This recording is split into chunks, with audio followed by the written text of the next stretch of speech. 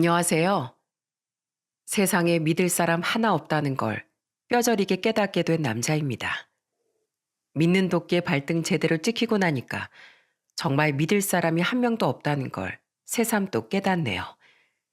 칠순 초반의 나이에 역대급 사건을 겪으면서 다시 한번 인생이란 무엇인지 생각하면서 살고 있어요. 이 사건은 저희 집 둘째 아들한테 있었던 사건이에요. 어릴 때부터 늘 큰형과 막내 여동생 사이에서 양보만 하던 아들이었습니다. 어려운 형편에 삼남매를 키우다 보니까 형편이 넉넉하진 못했어요. 그래서 그런지 둘째 아들이 양보하는 것부터 배우더라고요.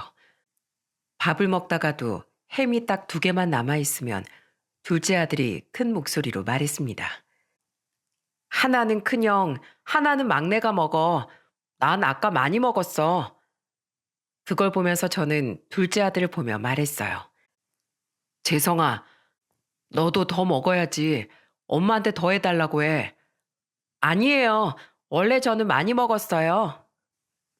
그렇게 말하면서 자기 몫은 안 챙기는 둘째를 보면서 괜히 찡했어요. 형한텐 형이라서 양보하고 동생한테는 동생이라서 양보하던 둘째였거든요. 이런 고운 마음을 가진 아들한테 그런 끔찍한 일이 생길 거라고 생각도 못했습니다. 지금까지도 믿기지 않는 황당한 사건을 지금부터 풀어볼게요. 제 아들은 앞서 말씀드렸듯 배려와 양보가 자연스러웠던 아들이었어요. 아들이지만 딸 같던 아들이라서 부모도 살뜰히 챙기는 아들이었습니다. 한 번은 제가 농사를 짓다가 허리를 다쳤었는데 천안에서 일하던 둘째 아들이 전북에 있던 저를 보러 자주 왔어요. 그리고 올 때마다 걱정스러운 목소리로 물었습니다. 아버지, 괜찮으세요? 오늘은 좀 어떠세요? 좀 괜찮아졌어. 넌 뭐하러 자주 와? 쉬는 날은 좀 쉬지. 천안에서 여기 뭐가 멀다고 그러세요? 차로 오면 금방이에요. 저보다 아버지 몸부터 챙기세요. 엄마 힘드실까봐 온 거예요. 재성이 넌 맨날 엄마밖에 모르지? 아니에요. 당연히 아버지 생각해서 온 거죠. 저녁에 뭐 드시고 싶은 거 없으세요? 제가 사올게요. 이제 아버지 문병 온 아들 같네. 난 괜찮으니까 네 엄마한테 너 집밥이나 좀 해달라고 해라. 타지에서 혼자 잘 챙겨 먹지도 못할 텐데. 저는 너무 잘 먹어서 튼튼하니까 아버지 허리부터 신경 쓰세요.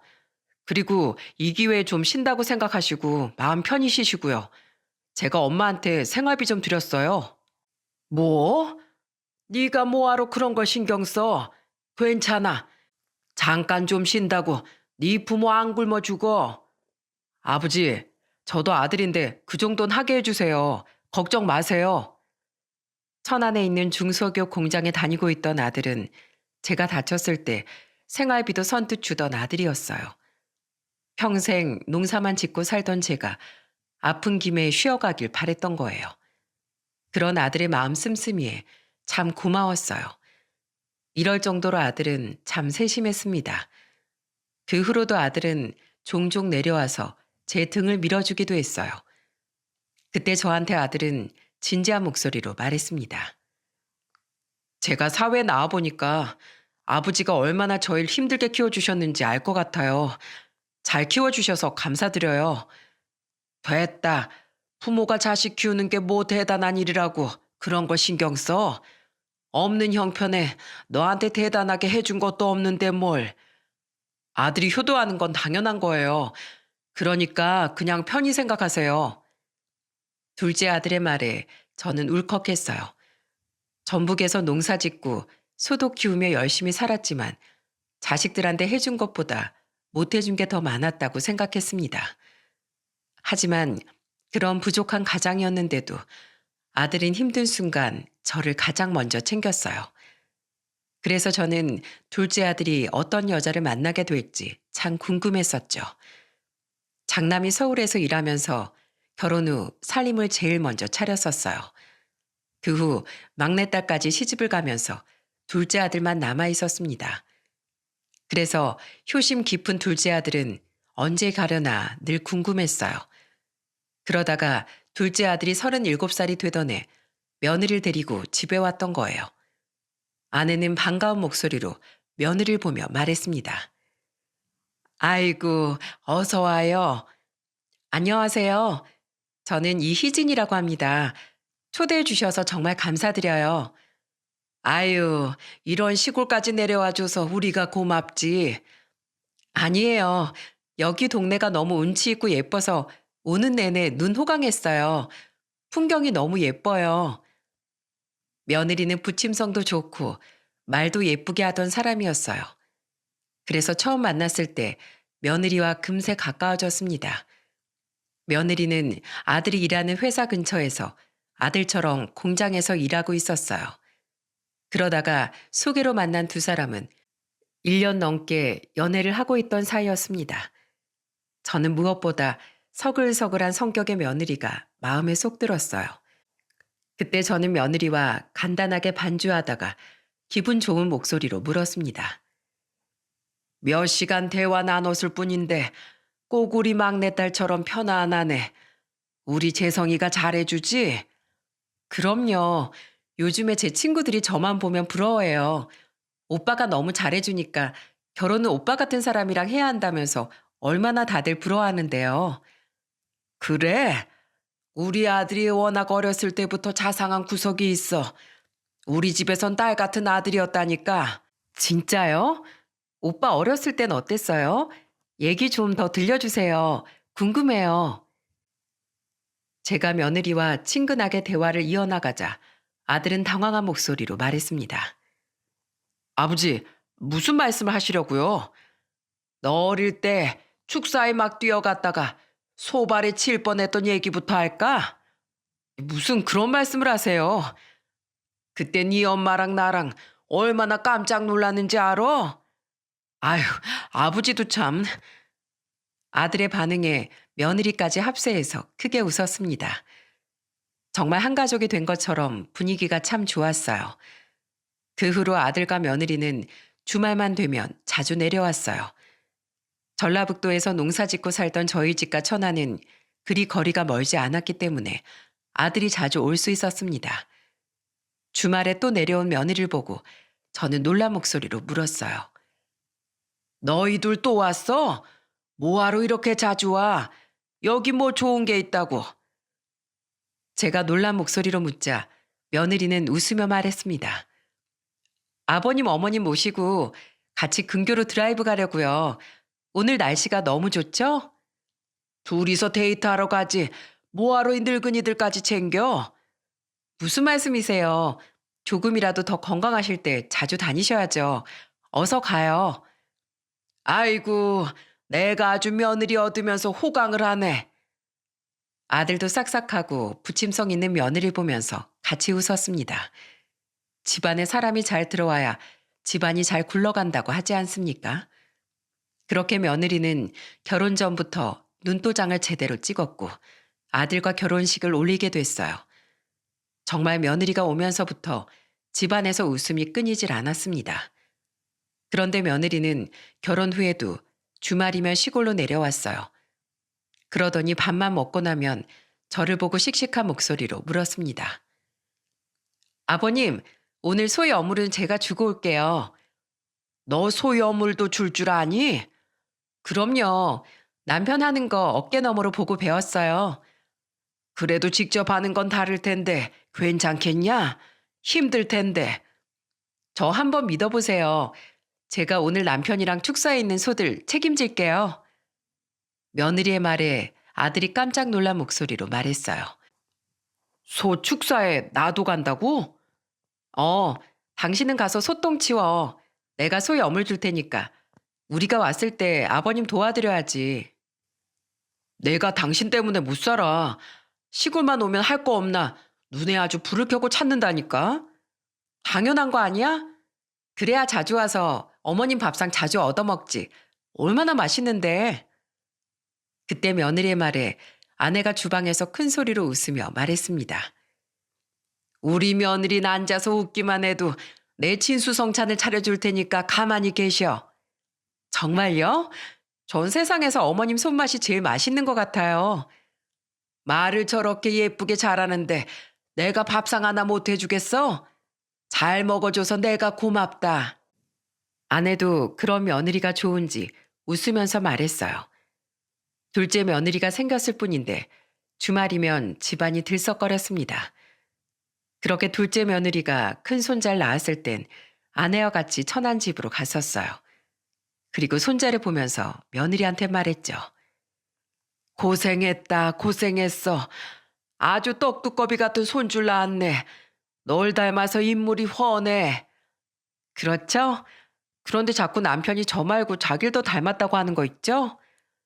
그게 무슨 소리야? 우리 며느리 닮아서 코도 오똑하고 입술도 예쁜데. 역시 아버님께서 보는 눈이 정확하시다니까요. 둘째 며느리가 산후조리를 끝내고 집에 왔을 때 아내가 며느리를 챙기며 말했습니다. 앞으로 애 키우려면 힘들 텐데 밥 잘 챙겨 먹어. 내가 여기 곰탕 끓여놨다. 끼니마다 챙겨 먹어라. 어머님, 정말 감사드려요. 바쁘실 텐데 뭐하러 그런 걸 다 챙겨주셨어요. 아무리 바빠도 내가 넌 챙겨야지. 처음이라 힘들 텐데 힘든 거 있으면 꼭 말해. 알겠지? 네, 어머님. 안 그래도 제가 애 낳고 나니까 친정이 멀어서 마음이 헛헛했어요. 그래, 애 낳고 나면 원래 만감이 교차해. 그러니까 나한테 편하게 털어놔. 친정이 멀었던 며느리를 걱정해서 아내가 살뜰하게 챙겼어요. 그동안 며느리가 워낙 집안을 잘했기 때문에 아내가 며느리를 더 챙기려고 노력했습니다. 그렇게 며느리를 챙겨주고 돌아왔는데 시골에 도착하니까 반가운 전화가 한 통 걸려왔어요. 바로 둘째 아들의 오랜 고향 친구였던 김민식이라는 친구였습니다. 워낙 동네가 좁다 보니까 어릴 적부터 보고 자란 친구들이라 부모도 서로 아는 사이였죠. 그때 아들 친구 민식이가 저한테 전화해서 반가운 목소리로 말하더군요. 아버님, 잘 계셨어요? 저 민식이에요. 민식이 네가 무슨 일로 전화를 다 했어? 잘 있지? 그럼요. 재성이가 아들을 봤다면서요? 축하드려요. 손자 보셔서 기쁘시죠? 아유, 좋고 말고. 내가 요즘 손주놈 사진 보는 재미에 푹 빠져 산다. 재성이가 제대로 효도했네요. 아버님 건강하시고 제가 설 명절에도 찾아뵙겠습니다. 그래, 그래. 너도 몸 건강하게 잘 지내라. 항상 명절이나 좋은 일이 있으면 제일 먼저 연락을 주던 친구였어요. 그래서 저도 아내도 잘 알던 둘째 아들 친구였어요. 그 후에 둘째 며느리가 둘째 손자를 낳았을 때도 아들한테 제일 먼저 연락해서 축하해 줄 정도로 깊은 우정이 있던 사이였어요. 한 번은 며느리가 시골에 왔을 때 아들 친구와 부부 동반으로 여행을 다녀왔다면서 사진을 보여줬던 적이 있었습니다. 그 사진을 보니까 그 사진에는 민식이 부부랑 같이 찍은 모습이었어요. 그래서 저는 며느리를 보며 물었습니다. 이 친구가 우리 재성이랑 어릴 때부터 친했는데 이젠 자식들까지도 친해지겠네.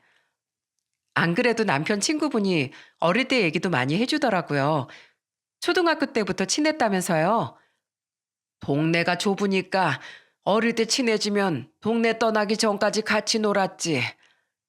친구는 닮는다더니 제가 이번에 같이 여행 다녀와 보니까 남편이랑 민식 씨랑 성격도 비슷한 것 같아요. 둘 다 세심하고 배려하는 모습이 닮았더라고요. 원래 사람은 끼리끼리 뭉치는 법이야. 그래도 민식이가 너희랑 근처에 산다니까 신기하구나.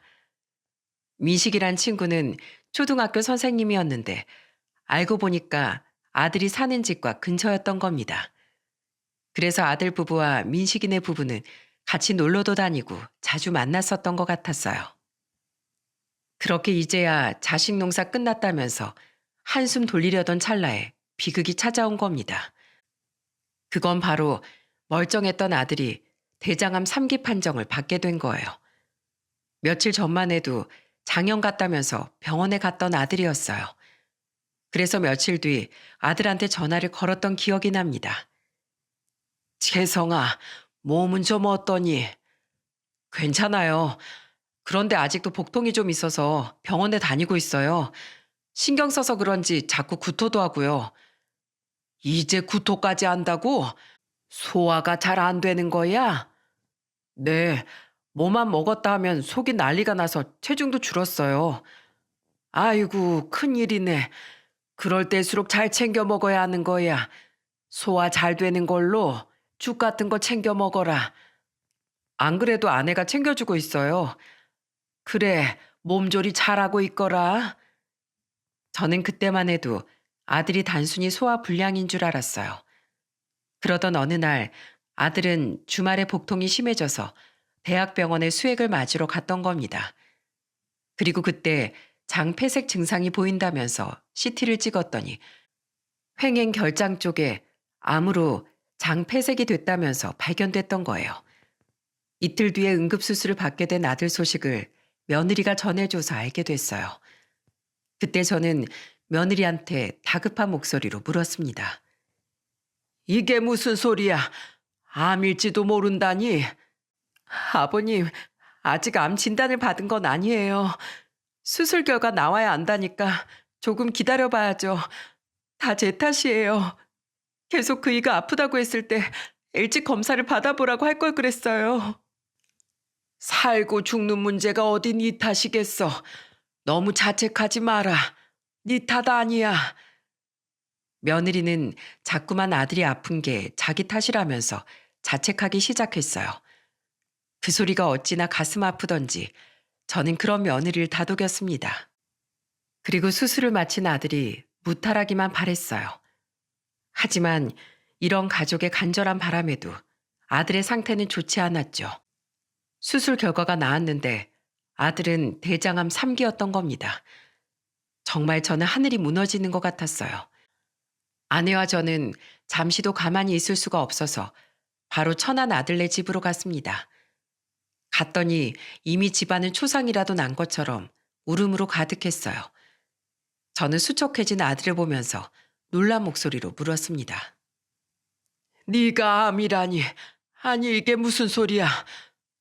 아버지, 저 어떡해요? 너무 무서워요. 애들은 어떡해요? 저만 보고 살던 아내와 애들은 어떡해요? 아들은 절 보자마자 아이처럼 울기 시작했습니다. 무너져 내린 아들 모습을 보니까 저도 마음이 찢어지는 것 같았어요. 그 당시 며느리가 손자들을 돌보느라 집에 있었기에 아들은 당장 생계부터 걱정했던 거예요. 그 말을 들은 며느리가 아들을 보며 말했어요. 여보, 그게 무슨 소리야? 지금 애들이랑 나 걱정할 때야? 당신 몸부터 챙겨야지. 내가 미안해. 당신한테 짐만 되는 못난 남편이야. 미안해. 아니야, 여보. 내가 꼭 당신 낫게 할 거야. 그러니까 그런 생각하지 말고 당신 건강만 생각해. 알겠지? 당신이 마음을 다잡아야 나도 힘이 나지. 굳게 결심한 듯한 목소리로 말하는 며느리를 보니까 저는 너무 고마웠어요. 그 순간 아내가 며느리를 보면서 우는 목소리로 말했습니다. 얘야, 너무 고맙다. 네가 꼭 힘이 되어줘. 알겠지? 우리가 지금 믿을 사람은 너 하나뿐이다. 어머님, 걱정 마세요. 제가 남편 꼭 살릴 거예요. 이대로 못 보내요. 우리 애들 아직 어려요. 앞으로 애들 크는 모습 남편이랑 더 오래 볼 거예요. 그래, 고맙다. 힘든 일 있으면 언제든지 나한테 꼭 말해라. 알겠지?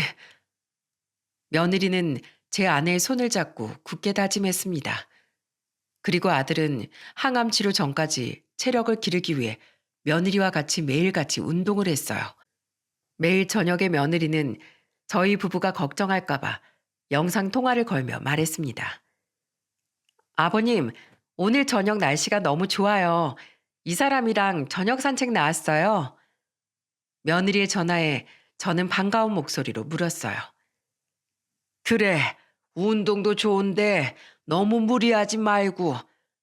네, 걱정 마세요. 체력이 길러져야 항암 치료도 좋다고 해서 요새 매일 운동 중이에요. 네가 옆에서 잘해주니까 내가 너무 든든하구나. 고맙다, 아가. 며느리는 제가 생각했던 것보다 훨씬 강했어요. 꿋꿋하게 아들 곁을 지키면서 잘 챙겨주고 있었습니다. 게다가 음식들도 세심하게 챙기면서 식단 관리를 해주고 있었어요. 아내랑 같이 집에 갔을 때 아내가 주방에서 깜짝 놀란 목소리로 말했어요. 며느라, 냉장고를 싹 다 정리한 거야?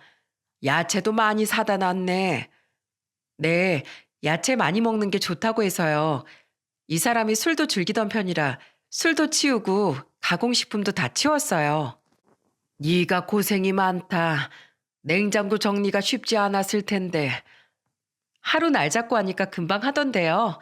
저도 매일같이 공부하고 있어요. 아이고, 네가 우리 아들 은인이구나. 기특하기도 하지. 며느리는 온 집안에 아들한테 안 좋은 것들은 전부 치운 뒤였어요. 그렇게 아들이 항암 치료 받기 전 건강한 몸 상태를 만들어주고 싶었던 겁니다. 그리고 저를 놀라게 한 건 아들이 항암 치료를 시작하면서부터였어요. 그때 아들이 항암 치료 때 폴폭스 12번 중 6번을 하고 끝냈어요. 그 당시 옥살리 후유증으로 심장 조임, 호흡곤란 같은 증상이 심했거든요. 그때도 며느리는 아들을 다독이면서 말했다고 했습니다. 여보, 괜찮아. 면역력이 길러지면 이겨낼 수 있어. 내가 할 수 있을까? 항암 치료가 너무 힘들어. 못 견딜 것 같아. 내가 있잖아. 나 다음 주부터 출근해. 그러니까 당신은 이제 스트레스 받지 말고 편하게 몸부터 관리해. 여보, 그게 무슨 말이야? 출근이라니. 우리 세 식구 살려면 나라도 나가서 벌어야지. 당신은 치료에만 전념해. 내가 당분간 책임지고 있을게. 부부가 이런 거야. 한 명이 넘어져 있으면 다른 한 명이 손잡아 줘야지. 안 그래? 그래도 당신 힘들지 않겠어? 애들이 당신만 찾을 텐데. 괜찮아. 애들도 다 이해할 거야. 며느리가 일을 시작했다고 했을 때 아들은 놀란 눈치였습니다. 그리고 정말 며느리는 혼자서 생계까지 짊어지고 아들이 항암 치료에만 집중할 수 있게 해줬어요.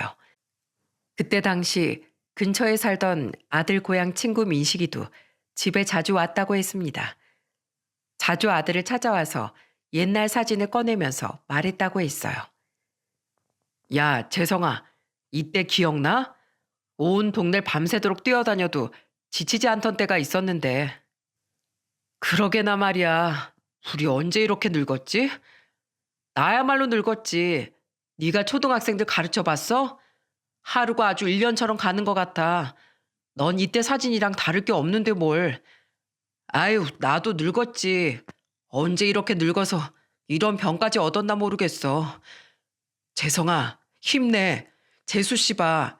너 위에서 두 팔 걷고 나섰잖아. 그러니까 너 이겨낼 수 있어. 힘내. 다음 주에 여행이라도 다녀올까?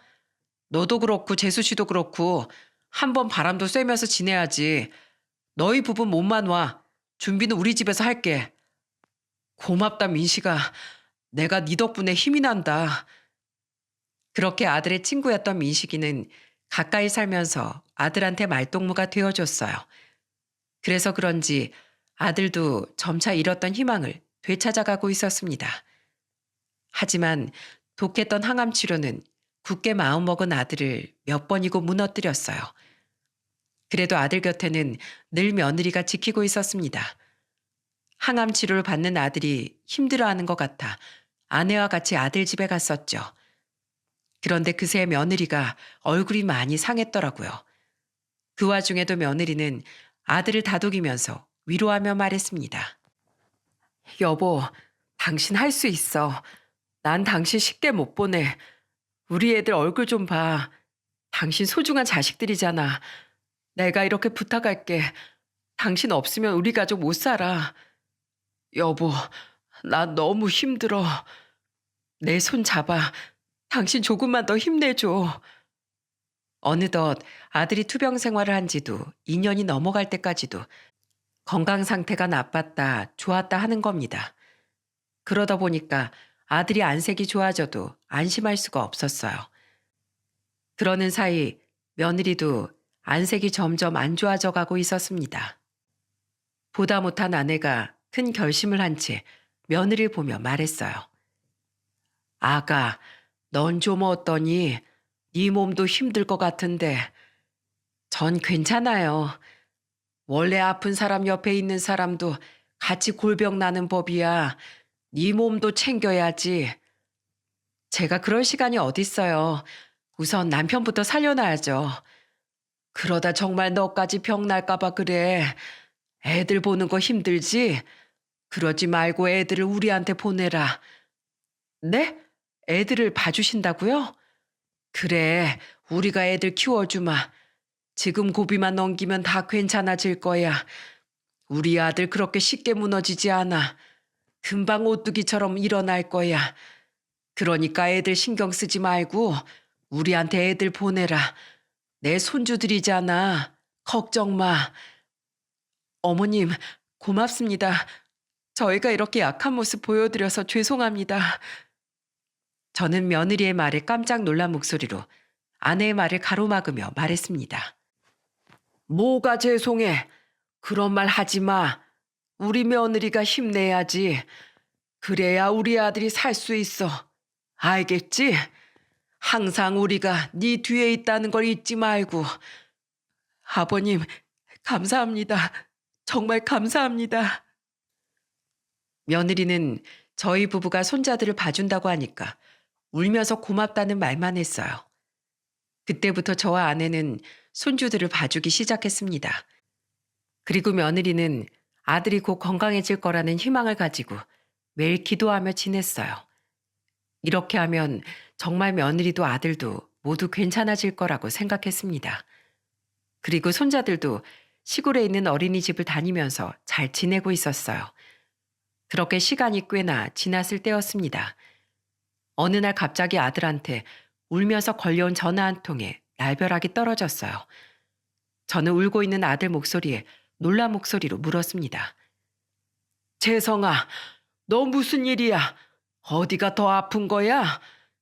아버지, 지금 집으로 좀 와주실 수 있으세요? 왜? 무슨 일이야? 아내가 바람을 피고 있는 것 같아요. 정말 살고 싶지가 않아요. 저 영상으로도 다 찍어놨어요. 우선 진정해라. 너 아직 환자야. 흥분하지 말고 이 애비가 내일 감아. 아무것도 하지 마. 흥분한 아들을 겨우 진정시키면서 말했어요. 그리고 다음 날 저는 아들의 말에 깜짝 놀라서 천안으로 갔습니다. 우선 아내가 놀랄 것 같아서 저는 혼자서 천안으로 갔습니다. 아들 집에 오랜만에 가보니까 집은 엉망이었어요. 그동안 며느리는 저와 아내가 집에 간다고 하면 늘 이렇게 말했거든요. 애들 봐주시는 것도 힘드실 텐데 안 오셔도 괜찮아요. 남편은 제가 잘 보살피고 있어요. 그러니까 아무 걱정 마시고 잘 계세요. 며느리는 그때 늘 괜찮다면서 저희가 집에 오는 걸 마다했어요. 그래서 저와 아내는 며느리가 어련히 알아서 잘하고 있겠거니 했어요. 손자들도 시골로 데려와서 봐주고 있으니까 당연히 잘하고 있을 거라고 믿은 겁니다. 그런데 아들 집에 가보니까 모든 게 엉망이었던 거예요. 저는 힘없이 주저앉아 있는 아들한테 가서 물었습니다. 이게 무슨 일이야? 집안 꼴이 이게 뭐야? 아버지, 다 틀렸어요. 그 사람 바람났어요. 제 인생은 다 망했어요. 대체 무슨 일이 있었던 거야? 이 애비한테 어서 말해봐. 한참을 울던 아들이 저한테 털어놓은 사실은 충격적이었어요. 아들이 처음 알게 된 건 몇 달 전 약을 먹고 잠이 들었을 때였다고 했어요. 깊은 잠에 들었다가 잠에서 깰 무렵 아들은 반쯤 열린 방문 밖에서 며느리가 누군가 통화하고 있는 소리를 들었다고 했습니다. 모르겠어. 아직 남편은 몰라. 우리 사이 밝혀지면 어떻게 될까? 파장이 꽤나 크겠지? 지금 이대로 계속 만나도 될까? 이러다가 들통나면 우리 다 죽을 것 같은데. 아, 진짜 나도 미쳤나 봐. 어쩌다 당신을 좋아해서 이렇게 됐는지 모르겠어. 우리 집엔 또 언제 와? 자주 좀 와. 밖에는 학부모들 보는 눈도 많다며. 그때 아들은 며느리의 수상한 통화를 듣고 집에서 다른 일이 벌어지고 있다는 걸 눈치챈 겁니다. 며느리가 했던 말을 대충 유추해보면 느낌이 가는 사람은 고향 친구였던 민식이라는 친구뿐이었다고 했어요. 정말 이게 말이 되는 일입니까? 서로 집안의 숟가락 개수까지 아는 사이에 이게 말이 됩니까? 그래서 아들은 며느리의 뒤를 캐보려고 집안에 CCTV를 설치하게 된 겁니다. 그리고 카메라에 담긴 영상은 정말 충격적이었어요. 저는 아들이 보여준 영상을 제 두 눈으로 보고도 믿을 수가 없더라고요. 그 영상에는 정말로 민식이와 며느리가 거실에 나란히 앉아있는 모습이 담겨 있었어요. 그걸 보고 정말 기절하는 줄 알았습니다. 그때 아들이 울면서 저를 보며 말했어요. 아버지, 보이세요? 이런 여자였어요. 저 이때 약 먹고 힘들어서 잠 좀 잔다고 했더니 둘이 저러고 있었다고요.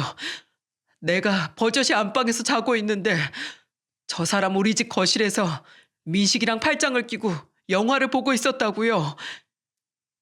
저는 울부짖는 아들의 말에 가슴이 갈기갈기 찢겨나가는 것 같았어요.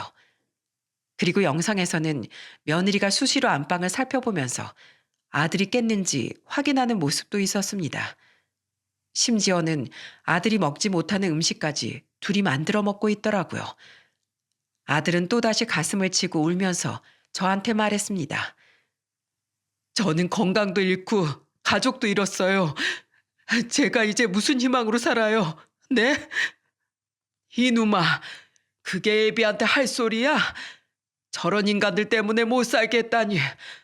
대장암 3기면 생존율이 50%밖에 안 되는 건 너도 알잖아. 그런 너 살리겠다고 나랑 네 엄마가 무슨 노력을 하고 있는데. 일단 진정해라. 이 애비가 도와주마. 차라리 우리 복수를 하자. 암세포만도 못한 거 도려내고 네 인생 새로 살자고.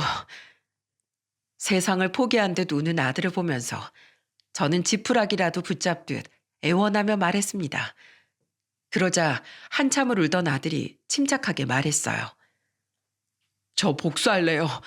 제대로 복수해서 우리 애들 제가 책임질 거예요. 그래, 그래야지. 네 애들 생각도 해야지. 저는 그렇게 아들을 다독이면서 힘을 북돋았습니다. 그리고 저는 며느리한테 전화해서 당장 집으로 오라고 했어요. 그러자 며느리는 놀란 얼굴로 집에 들어오더니 저를 보며 묻더군요. 아버님, 여기 무슨 일로 오셨어요? 내가 못 올 곳이라도 왔니? 집골이 이게 뭐야? 제가 며칠 좀 바빴어요. 오시기 전에 전화라도 주시지 그러셨어요. 왜?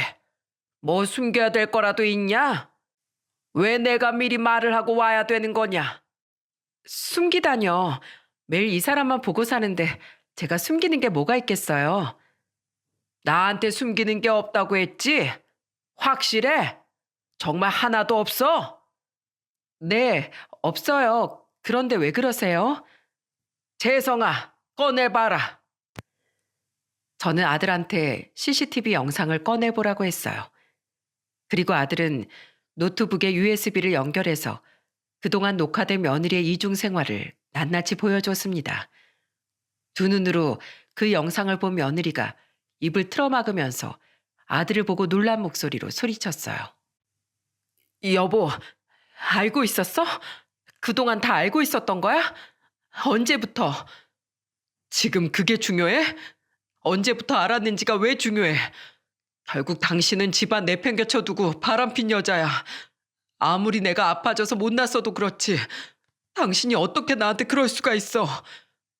여보, 그게 아니라 내가 설명할게. 오해야. 오해? 저 영상을 보고도 그런 싸구려 변명이 나와? 당신 애가 둘이나 있는 여자야. 그런데 가정도 있는 여자가 어떻게 내 친구랑 놀아나? 내가 금방 죽을 줄 알았어? 그래서 바람핀 거야? 나도 죄책감 많이 들었어. 근데 나도 사람이야. 당신 같았으면 암투병하는 배우자 제정신으로 견뎌냈을 것 같아?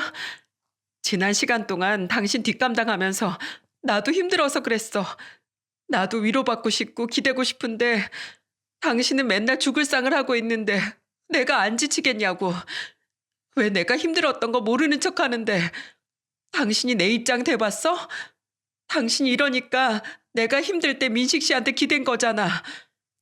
힘들었다고? 넌 힘들면 그럼 바람 피냐? 지금 그걸 변명이라고 하는 거야? 진짜 둘 다 제정신이 아니야. 어떻게 나랑 제일 가까운 사람들이 나한테 이럴 수가 있어? 어떻게? 여보 미안해. 진정해. 이거 잠깐 스치는 바람이야. 잠깐만 기댄 거야. 아니, 다 필요 없어. 이제 다 끝났어. 내 인생도 가족도 다 끝났다고. 네가 다 버린 거야. 네가 내 인생을 시궁창에 던져버린 거야. 이희진, 내가 꼭 복수해 줄게. 네 인생도 내가 시궁창에 확 던져버릴 거야. 옆에서 지켜보던 저는 아들이 점점 흥분하는 모습을 보고 아들을 안아주면서 달랬어요. 재성아, 그만해라. 너 이러다 정말 큰일 나. 제발 진정해. 아들을 진정시켜 놓고 저는 며느리를 보면서 물었습니다. 그래서 넌 앞으로 어떻게 할 셈이야?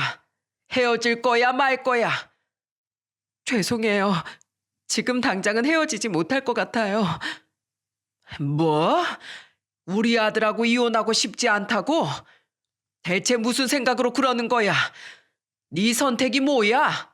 둘 중 누굴 선택하겠다는 거냐? 저 그 사람한테 위로 많이 받았어요. 이렇게 헤어질 수가 없어요. 너 민식이 그놈이 가정 있는 거 알지? 민식이 그놈이 이혼 안 하고 있으니까 너도 무작정 못하겠다고 버티는 거냐? 당장 말해봐라. 네가 지금 누굴 선택하겠다는 거야? 말로는 잘못했다면서 왜 이도저도 선택을 못해? 제가 화를 내면서 말하자 며느리는 아무런 말도 못했어요. 그 모습을 보니까 더 기가 차더라고요. 그래서 저는 며느리를 보고 소리쳤습니다. 난 그동안 너한테 얼마나 고마웠는지 모른다. 세상에 이렇게 천사 같은 며느리 없다고 얼마나 칭찬을 했는데 아픈 우리 아들 네가 잘 보살펴줘서 내가 얼마나 고마웠는지 알아?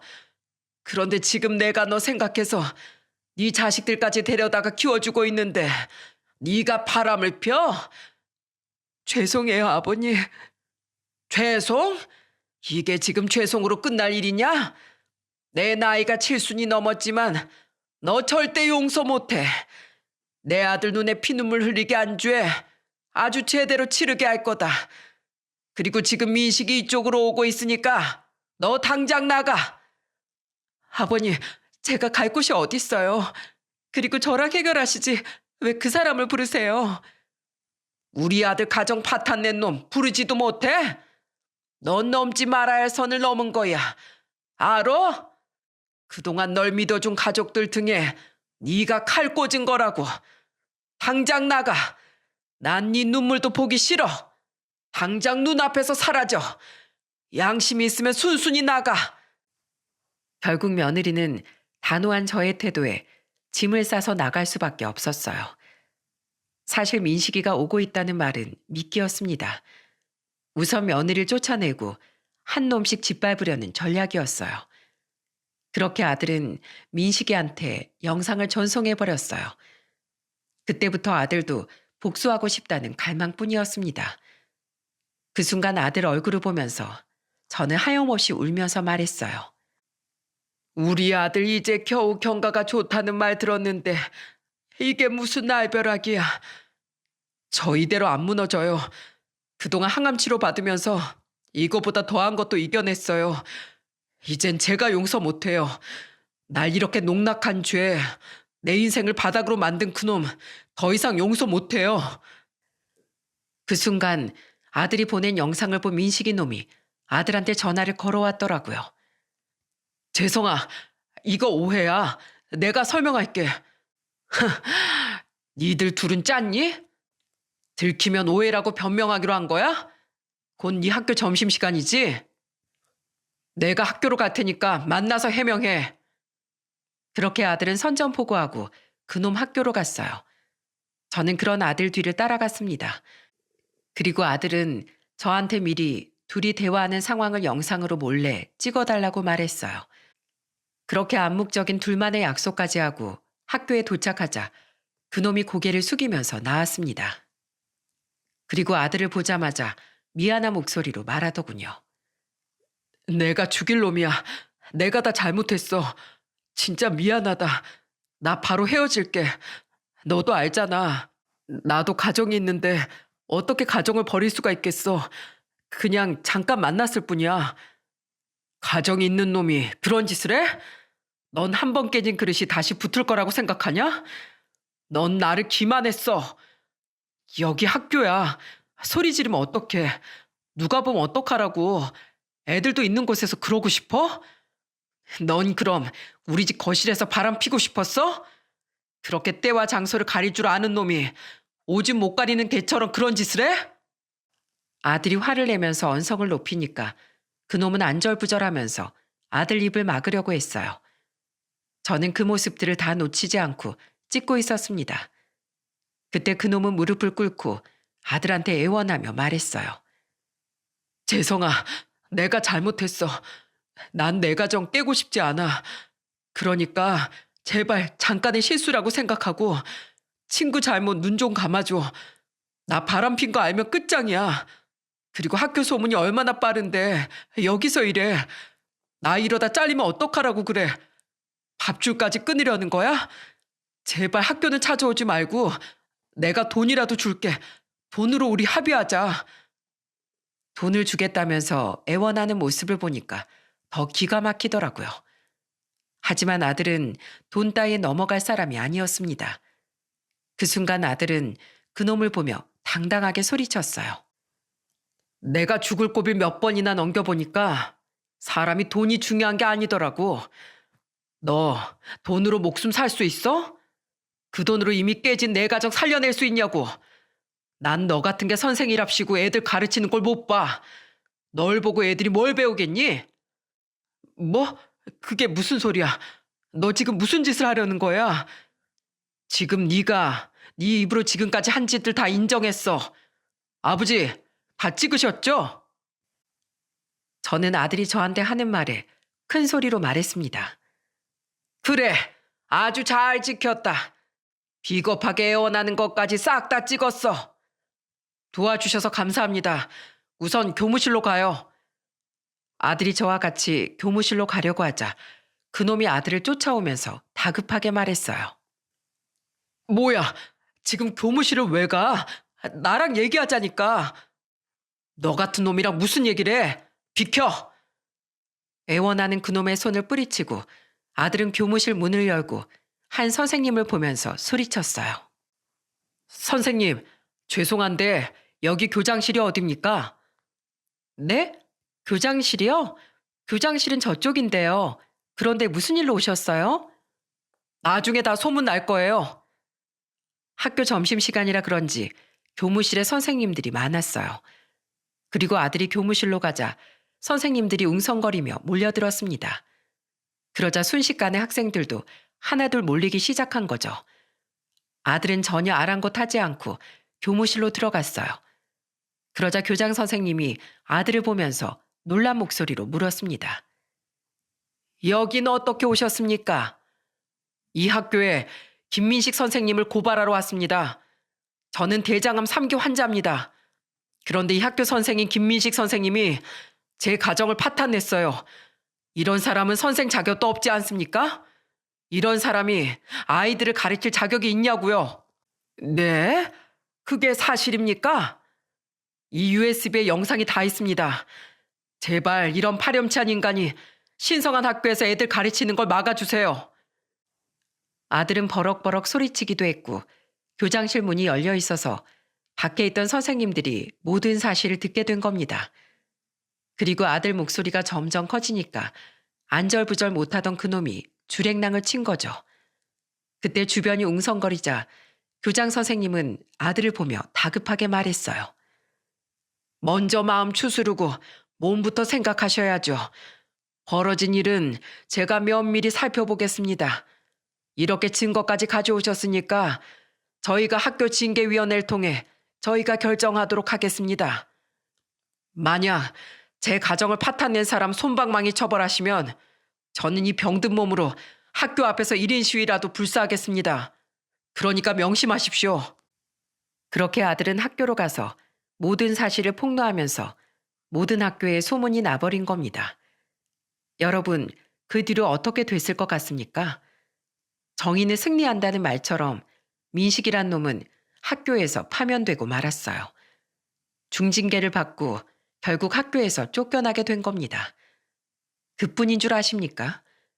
동창들이 다 모여있는 대화방에 친구 아내와 바람난 민식이 놈 이야기를 아들이 폭로한 거예요. 고향 친구들 사이에서 완전히 나쁜 놈이 된 그 놈은 이런 욕을 먹고 있다고 했어요. 김민식 저놈 완전 나쁜 놈이야. 어떻게 친구가 암에 걸렸는데 마누라 뺏어? 진짜 네가 그럴 줄 몰랐다 이 배신자야. 고향 친구끼리 이게 있을 수 있는 일이냐? 넌 고향에 오지도 마 임마. 얼마나 철면 피면 용서해달란 말을 해. 입이 2개라도 할 말이 없었어야지 나쁜 새끼야. 동창들 사이에서 완전히 나쁜 놈이 된 민식이 놈은 완전히 따돌림을 받게 됐어요. 그리고 아들은 가정 파탄범인 친구를 잘근잘근 밟아놓은 뒤 이혼 소송과 상간남 소송을 시작했습니다. 정말 작정이라도 한 듯 아들은 피해 복수를 하고 있었어요. 그리고 그놈도 결국 자기 아내한테 이혼을 당했고 며느리도 상간녀 소송을 당했다고 들었습니다. 상간 남녀 둘이서 한순간에 나락에 빠진 순간이었어요. 똑같은 놈들끼리 만나서 완전히 죗값을 톡톡하게 치르게 된 겁니다. 그렇게 아들은 위자료를 받아내면서 이혼을 할 수 있었어요. 그리고 전 며느리는 고향으로 내려갔습니다. 그 시간 동안 버텨준 아들이 그저 고마울 뿐이었어요. 그리고 아들은 치료에 전념하며 시간을 보내고 있었죠. 우선은 시골로 내려와 아이들과 같이 지내기로 했습니다. 공기 좋고 산 좋은 곳에서 잠시라도 요양하길 바란 거예요. 그런데 이혼 후 무슨 연락이 왔는지 아십니까? 바로 전 며느리가 울면서 저한테 전화를 한 겁니다. 아버님, 죄송해요. 차마 남편한테 전화할 수가 없었어요. 누가 네 아버님이야? 그리고 나한테도 이런 전화를 못했어야지. 이미 엎질러진 물이야. 끊어라. 용서해달란 말 아니에요. 애들이 너무 보고 싶어요. 죗값을 제가 받을 테니까 애들 좀 만나게 해주세요. 이제 와서 자식 생각을 해? 네가 그렇게 자식을 아끼는 마음이 있었으면 그런 짓을 하면 안 됐지. 죗값은 당연히 받아야 하는 거야. 그리고 앞으로 애들 생각해서 인생 떳떳하게 살아. 네가 안지 지금은 우리 손주들 상처받을까 봐 말 안 하고 있는데 한 번만 더 엄마로서 역할을 하지 못한다면 난 이 모든 사실을 밝힐 거야. 아버님, 그것만은 안 돼요. 제발요. 너 이혼하고 8개월 지났는데 양육비 한 푼도 안 주고 있지? 네 도리부터 다 하고 애들 만나게 해달라고 했어야지. 이런 식으로 네가 양육비 떼먹으면 난 국가 힘을 빌려서라도 받아낼 거야. 널 아주 탈탈 털어줄 거다. 그러니까 엄마로서 할 수 있는 일 하도록 해. 저는 그렇게 말하고 전화를 끊어버렸어요. 그리고 그 후로 전 며느리한테 따로 전화가 오는 일은 없었습니다. 하지만 오히려 그게 아들한테는 더 도움이 됐던 것 같아요. 대장암 3기, 생존율 50%를 뚫고 지금은 완치 판정을 기다리고 있거든요. 이만한 경사가 또 있겠습니까? 정말 긴 시간 아들은 어두운 터널을 걷는 것 같았다고 했어요. 100세 시대의 40이면 한창인데 암 판정을 받았는데 희망이 보였겠습니까? 그래서 저는 아들한테 다 이겨낸 만큼 앞으로는 더 희망찬 하루하루 살 수 있도록 바라고 있습니다. 지금은 손자들도 무럭무럭 잘 크고 있습니다. 아내도 그때는 전 며느리의 만행에 큰 충격을 받았지만 오히려 썩은 뿌리까지 잘라내고 사는 게 맞다면서 아들을 다독였어요. 이제는 가족들도 충격적인 사건은 과거에 묻어두려고 합니다. 그래도 제가 이렇게 사연을 보내게 된 이유는 하나예요. 제 아들 병마와 싸우면서 힘을 낼 수 있었던 이유는 가족에 대한 믿음과 사랑이었습니다.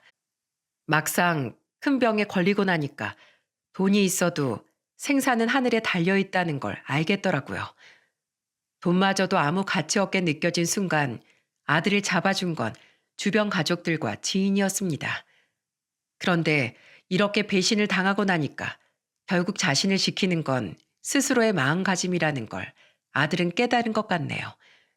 주변에 백날 첫날 좋은 소리 해줘도 본인의 마음가짐이 삐뚤어져 있다면 다 쓸모없더라고요.